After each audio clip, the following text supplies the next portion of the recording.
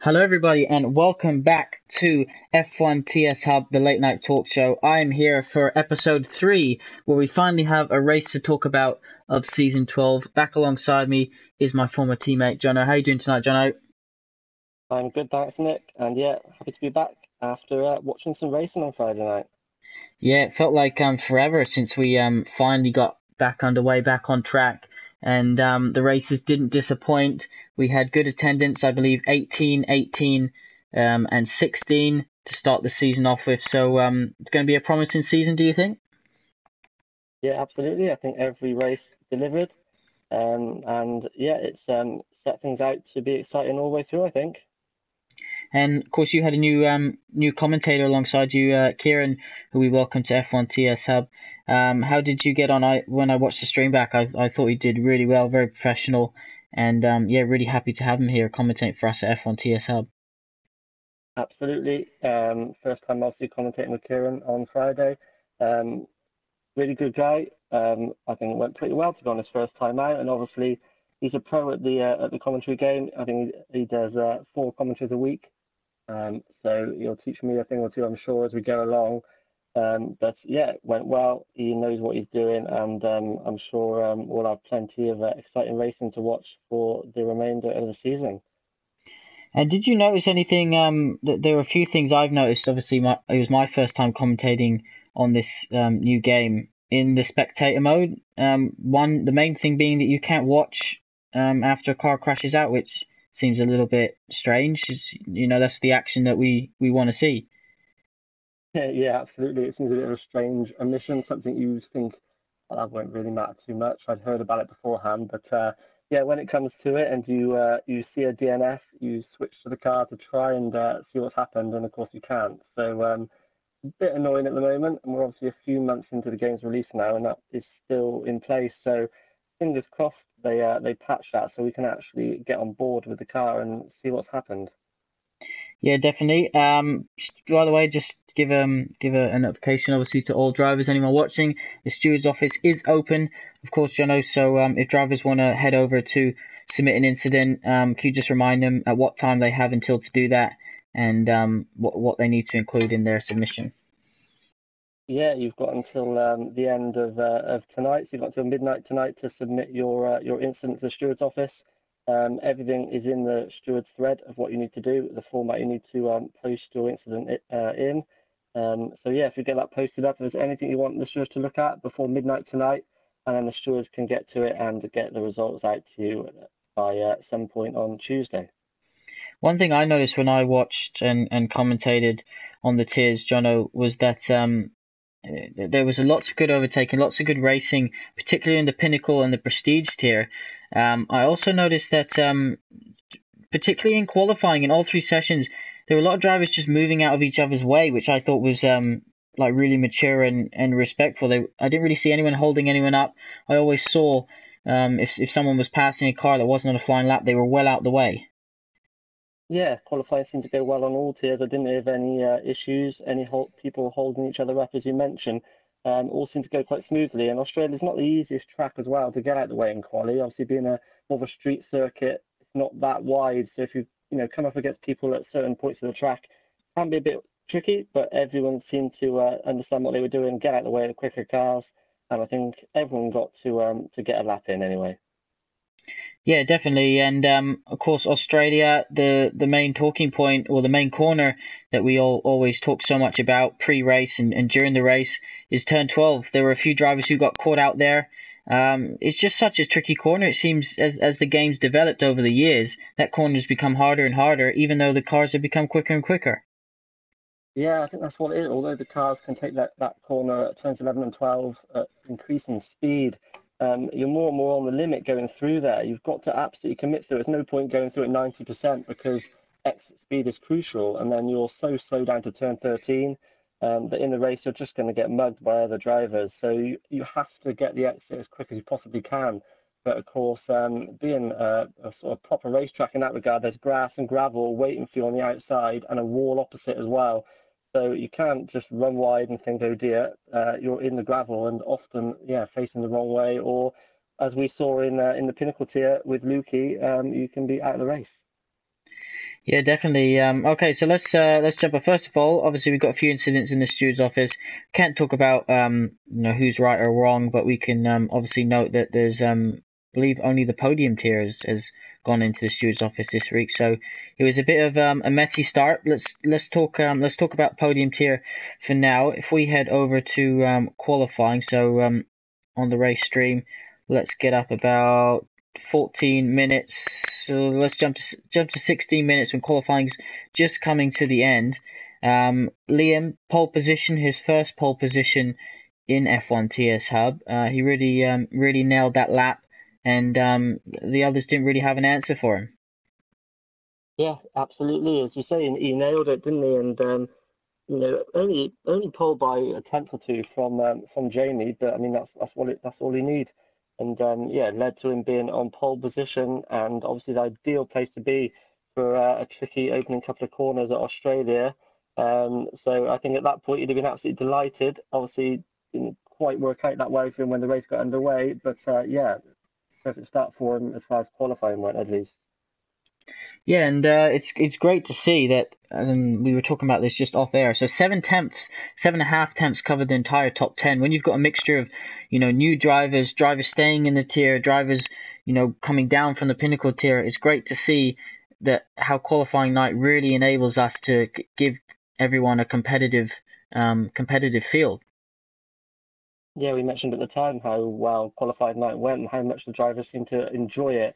And but the most important thing of all is that it works. And as you say, you can see by how close the qualifying was in every tier that the drivers are well matched, and that's what you want. You want to be going out there knowing you've got to do your best to be at the front, and if you make a mistake, it'll be towards the back. And it just encourages everybody to believe they can compete in their tier and fight for podiums, race victories, or whatever.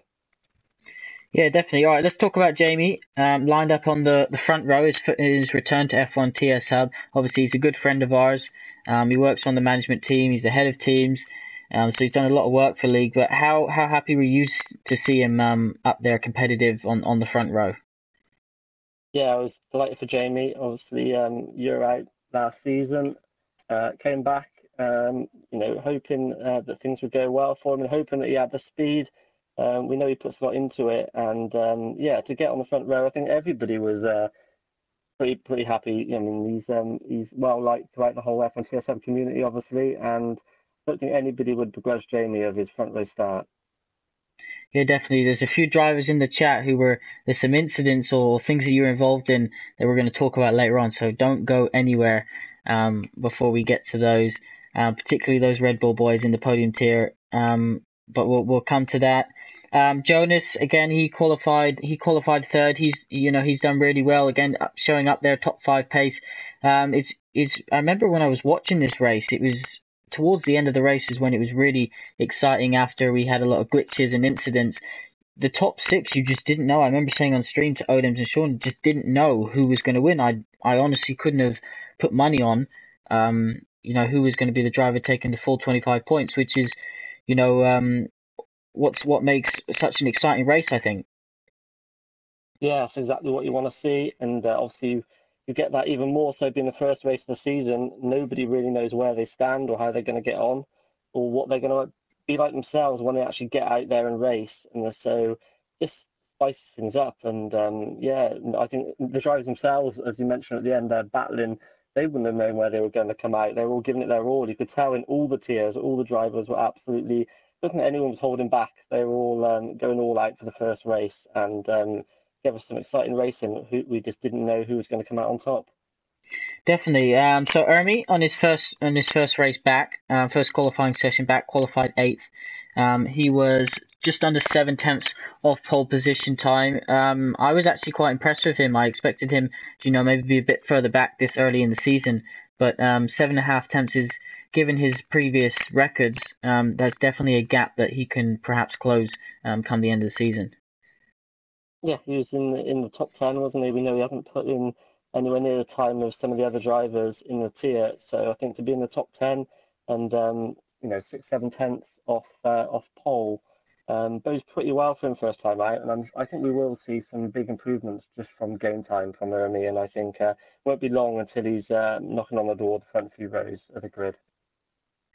Awesome stuff. All right, just got to the start of the podium tier. I don't know if you want to head there. 23 minutes and about 50 seconds Yep. is when the 5 red lights go off. We can see straight away as all the cars get away. There's a McLaren in the wall, whose game is set. I don't know how he ended up in the wall that early. Do you think it was just too much wheel spin?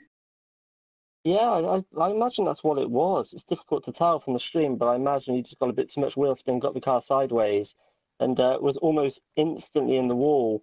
So literally nightmare start for him. He literally got a meter off the line, and his race had already gone extremely badly. Jamie also getting the jump on pole man Liam. Jamie's start, when I watched it on board on his highlights, he literally rocketed off that line. It was amazing. Yeah, his start was absolutely amazing. He flew away. He was past Liam in just no time at all, and comfortably ahead as they went down into turn one. Yeah, and then obviously what happened after that, extremely disappointing. Do you think it's just the cars got close and it looks like Liam just gives him a little nudge and it just sends him round and round and round. And yeah, that was his. I think he was lucky to continue after that. Yeah, he was lucky to continue with the amount of contact he had with the wall, but he was unlucky to be in that position in the first place. I think it was only pretty light contact from Liam, to be honest, and that you can hear Jamie saying on his footage that he wasn't even 100% sure initially that there was contact. There was, but it was just enough with Jamie obviously going around that left-hand corner with a bit of lock on the car. It was just enough where he was tapped just to bring the rear of the car round, and he had no chance of saving that. So his race instantly, he was really up against it. But obviously, as we know from there, it was a great comeback drive. Yeah, definitely. And then as the race went on, we saw quite a few drivers come into the pit to make some repairs. I think there were 6 in the first couple laps, which when it's a one-stop race, it also it really affects you. And then we obviously saw the safety car make an appearance. And what surprised me about this is how many drivers crashed into each other behind the safety car. And do you think that's just rustiness, whether, perhaps they've been on time trial or they've done their sim races offline and it hasn't really, they haven't really had that to contend with and they've just been caught out? I think that's got to be what it is. Obviously, we had the safety car in the last game, but we had a long time of it not really coming out at all. And then when it did, it didn't work that well. So I think people just aren't that used to it working properly and how to drive behind it. And we've seen previously that we've had a bit of contact behind the safety car, but that seemed to sort of disappear, but it definitely returned. I think, like you say, it's this rustiness first race in, and everyone trying to just get the leap on each other. But I think they'll have all learned, a valuable lesson from that one, and just a good idea just to go side by side, 2 by 2 behind the safety car, rather than being right behind the rear wing of the car in front, just in case there's anything ahead that catches them out and makes you have to brake suddenly. So at 30 minutes and 10 seconds, we see Liam come into the pits. He gets disqualified. So he was leading the race at that point. And we know from the race director that he hit the safety car and got a warning.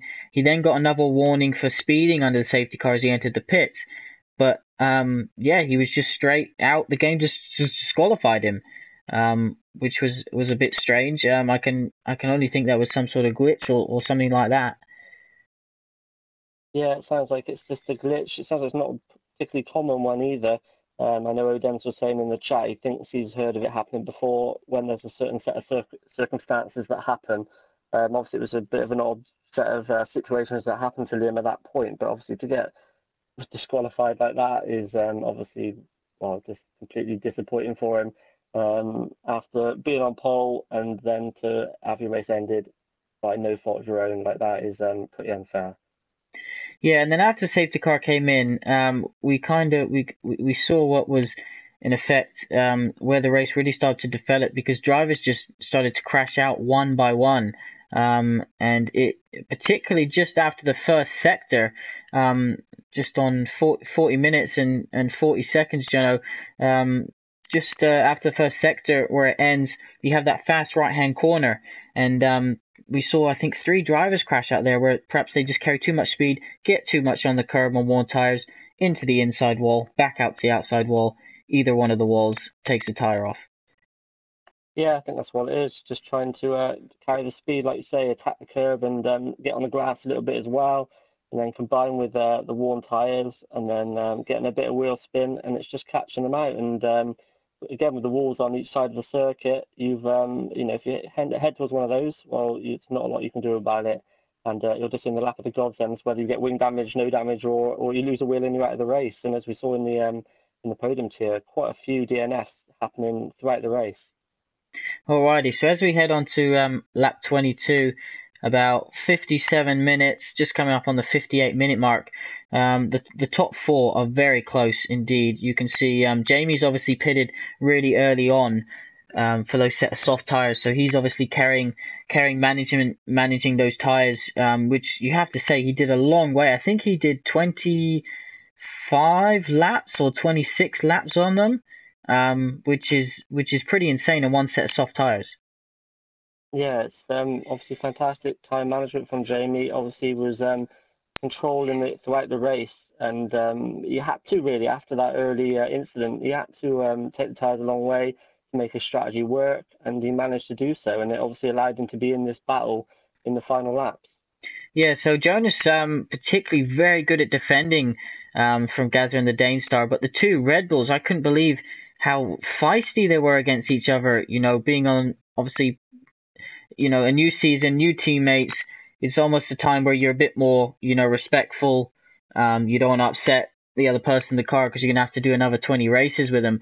But they just went absolute nail to the wall, and there were a few moments where we had we were gritting our teeth because we were like, these 2 Red Bulls, they're going to crash. Obviously, Danestar was on the soft tires, which are quite old. Gaza was on fresh softs for the last, fresh supers for the last 6 laps.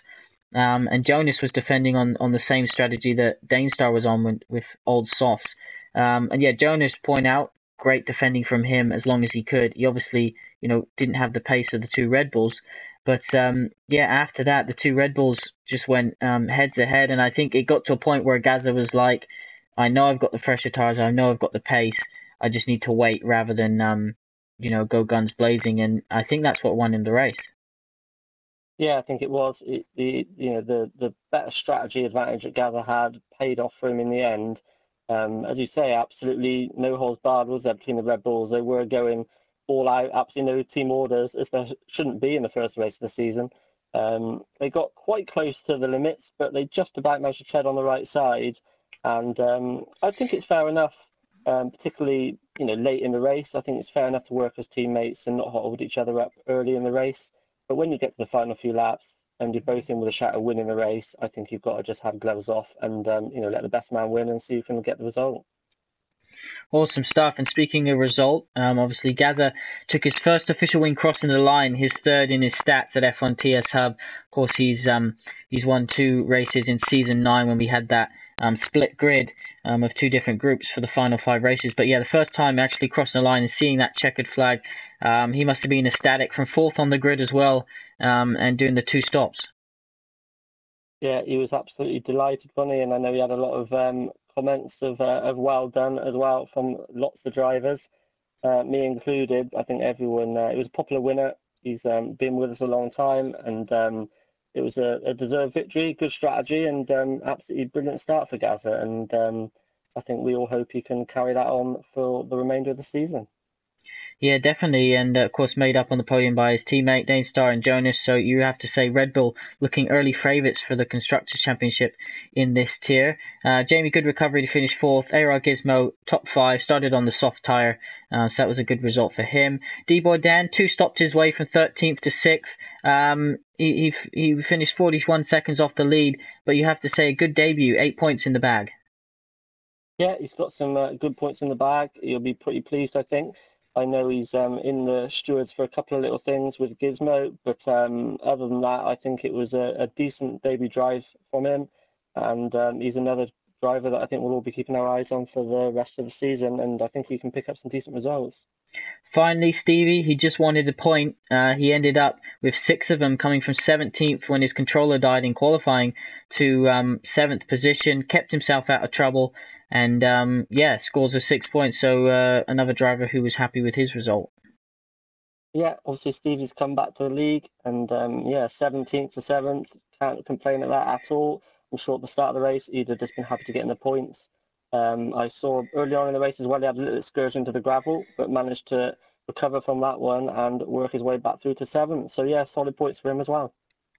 Awesome stuff. All right, so we'll turn our attention now to the pinnacle tier, which is obviously the one you commentated on.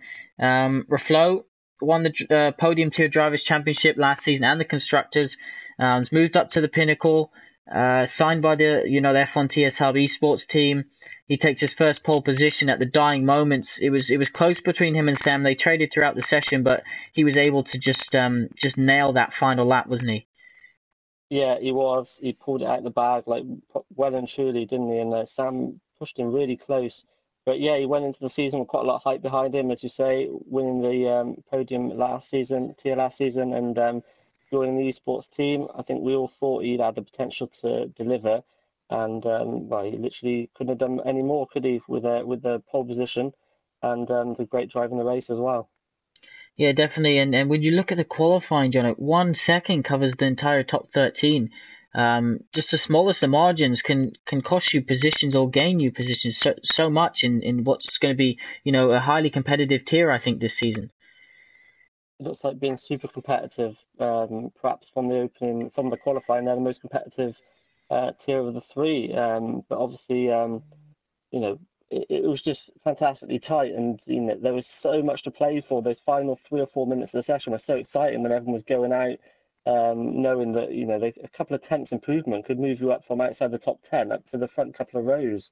So it made qualifying absolutely brilliant to watch.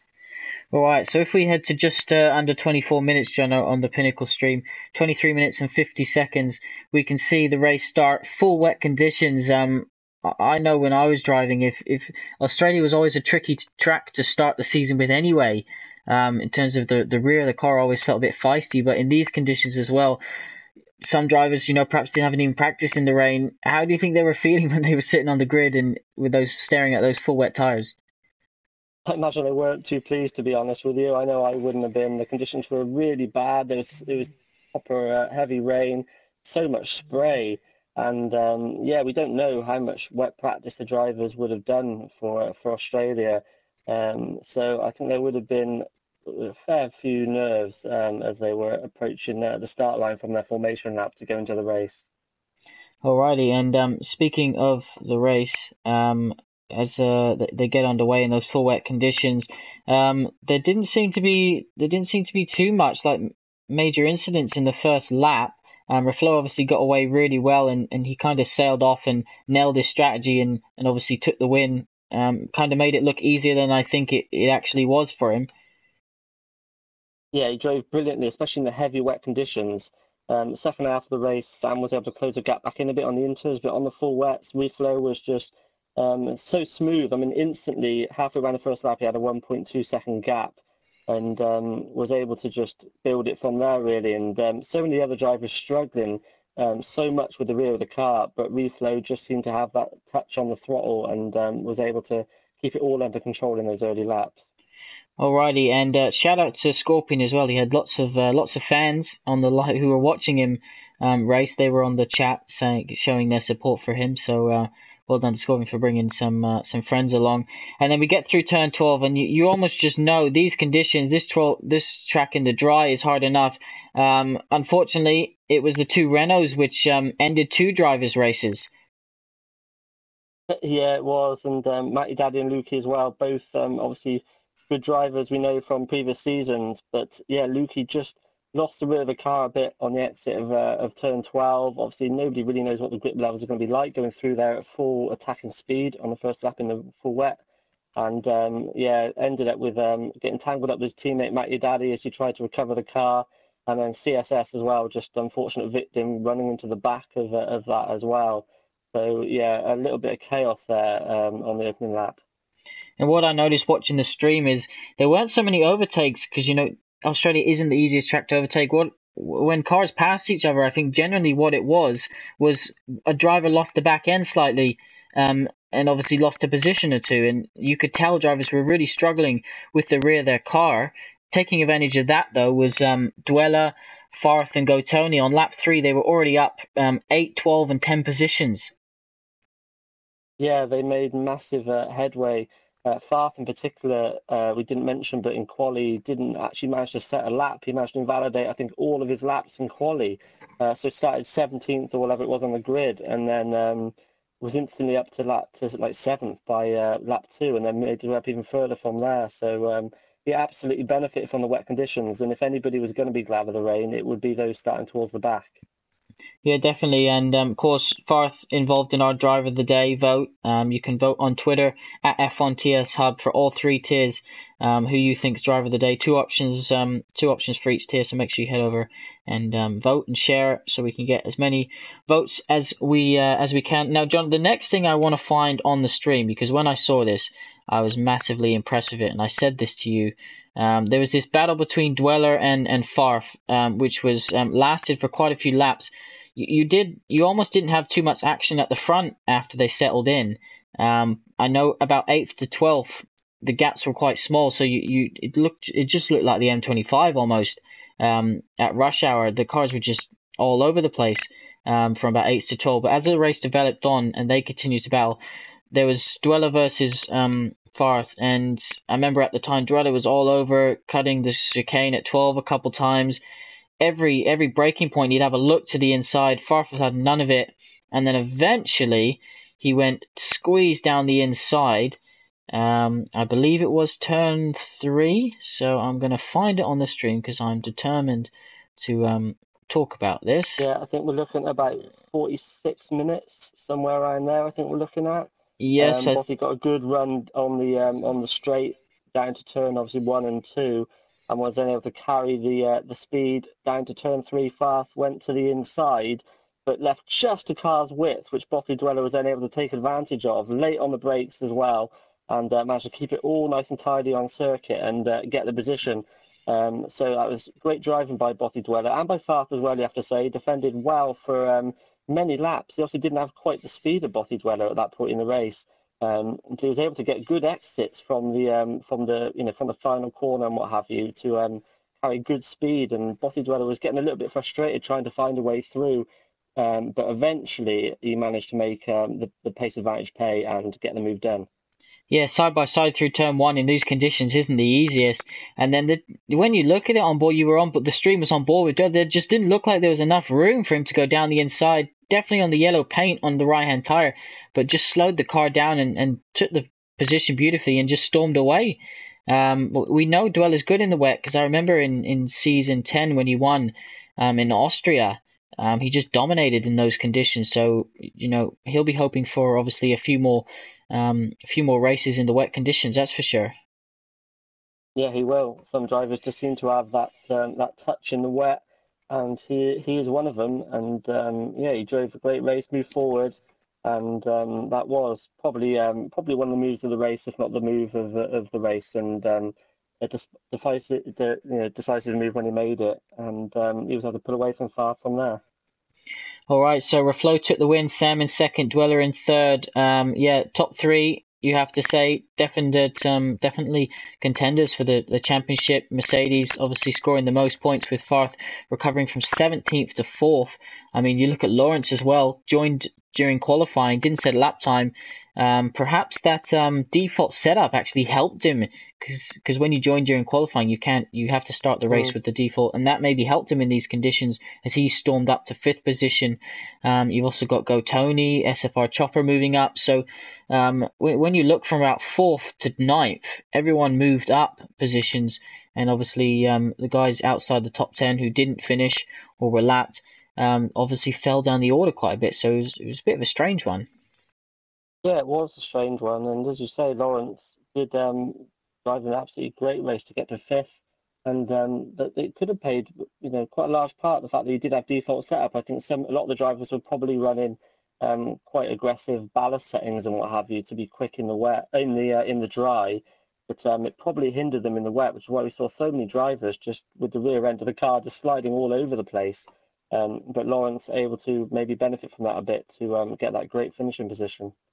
All right, so we'll move over to Prestige here. By the way, guys, if you have any questions whilst you're listening to us, or want to give a shout out or anything like that, just post a message in the comments.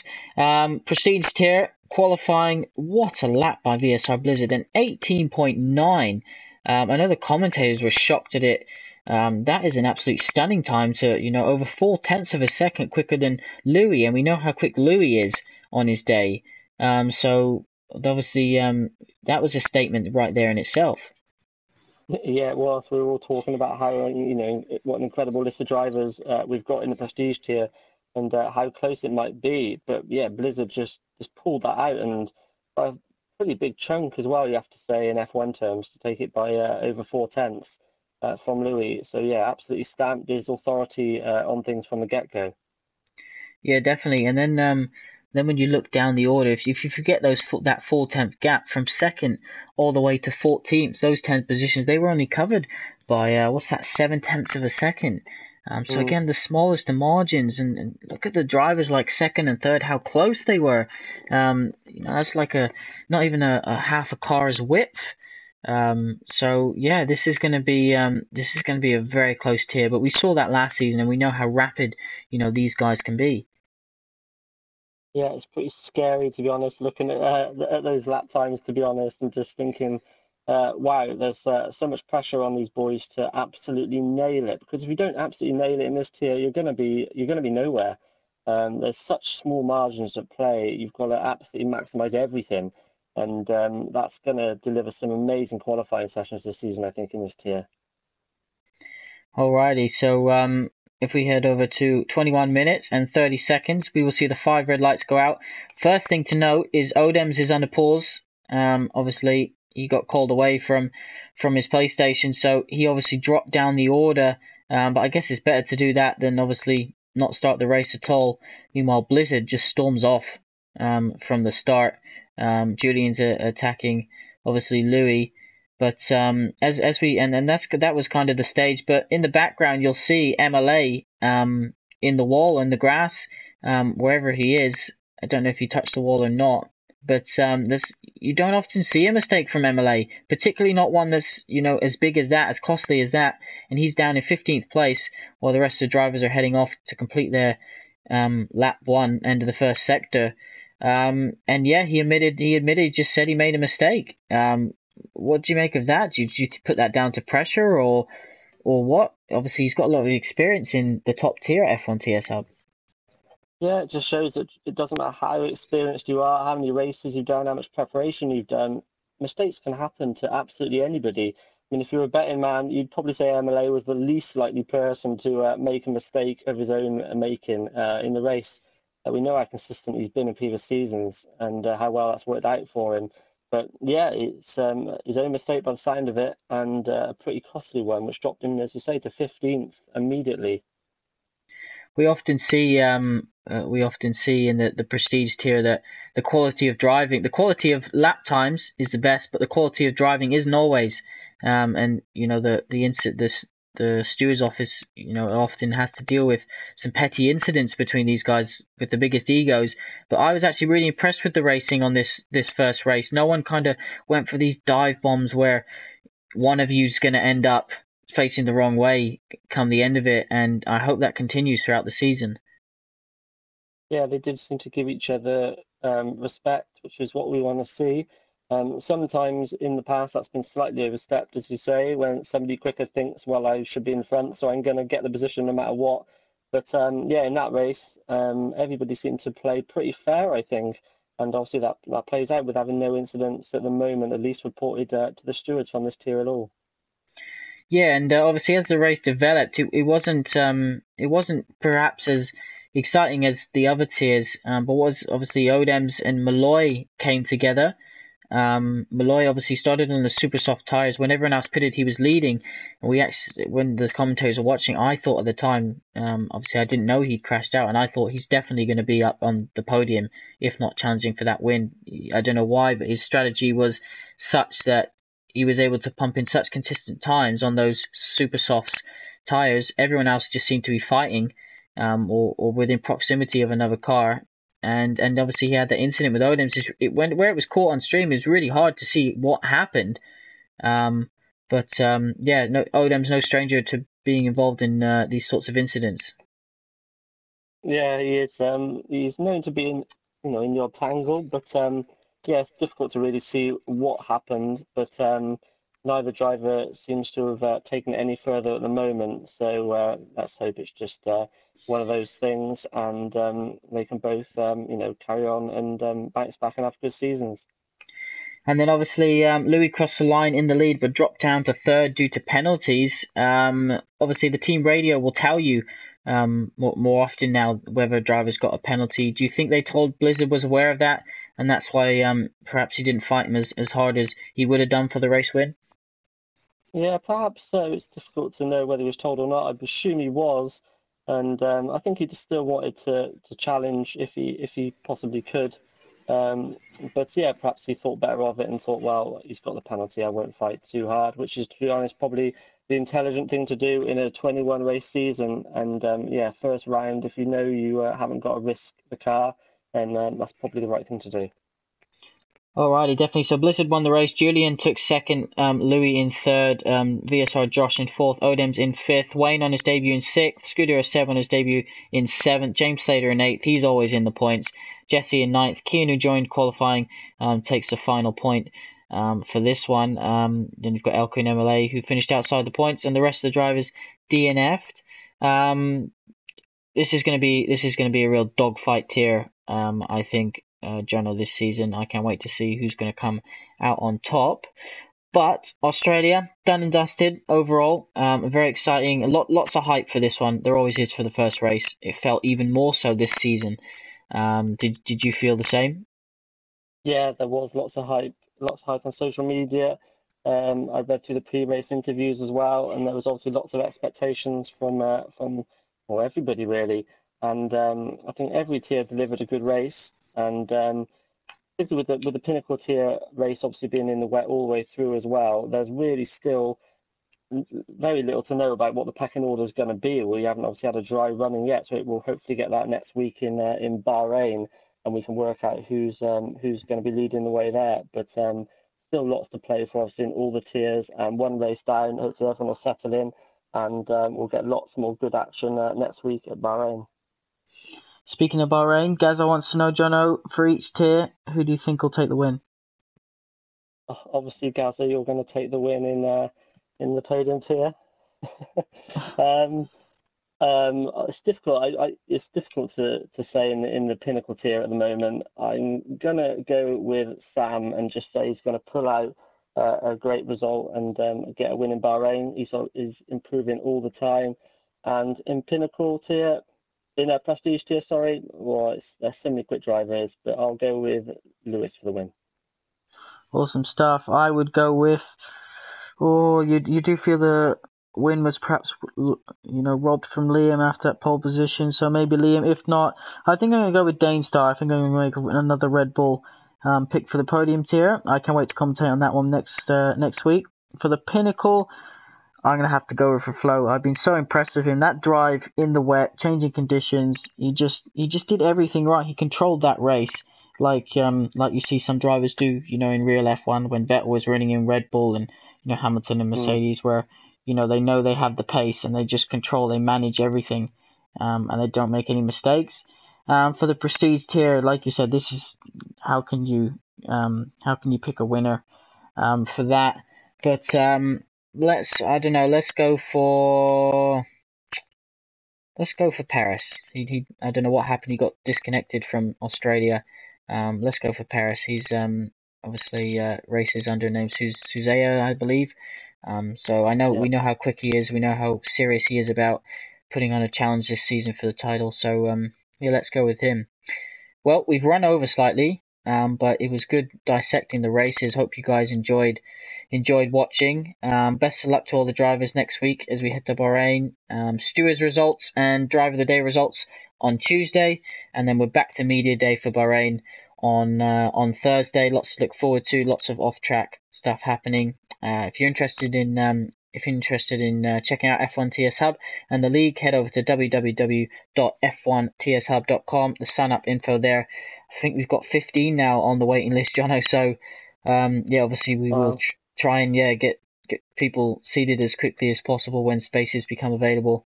So make sure, obviously, all the drivers that do have a space, make sure you're turning up and having a clean one. And then obviously Friday we'll get ready for Bahrain. Lots of overtaking, Jono. Lots of long straights. Looking forward to it. Yeah, I think it usually delivers some of perhaps the best racing of the season. It's up there with one of the top tracks anyway for sure. A great run down to turn one, and obviously that S section at the top of the circuit as well, where you can see some side by side action. So really looking forward to Bahrain next week, and bring it on. Awesome, bring it on. Thank you for everyone for watching. Hope you enjoyed. Make sure you hit that subscribe button if you haven't already. And of course, you can follow us on Twitter, Facebook, and Instagram at F1 TS Hub. We will be back live on Friday for the podium tier. That'll be the next stream at 7 p.m. You'll have the Pinnacle at 8 p.m. and the Prestige at 9 p.m. We look forward to seeing all the drivers back out on track for round 2 Bahrain. See you next week, guys.